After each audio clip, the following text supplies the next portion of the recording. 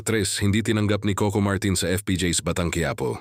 Isa sa mga pinag-uusapang balita ngayon sa showbiz ay ang umano'y pagtanggi ni Coco Martin na isali ang isang aktres sa kanyang hit, primetime teleserye na FPJ's Batang Quiapo.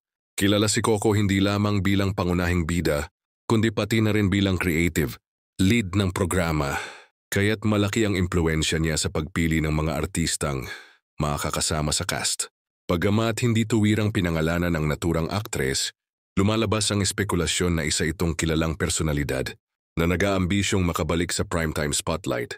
Ayon sa ilang ulat, sinuri ni Coco ang mga posibleng magiging epekto ng kanyang pagsama sa serye mula sa takbo ng istorya, chemistry ng cast, hanggang sa imahe ng palabas.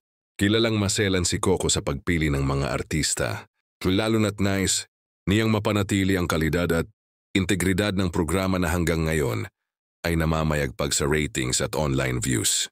Dahil dito hindi nakapagtataka na maging mapili siya pagdating sa mga bagong papasok na karakter.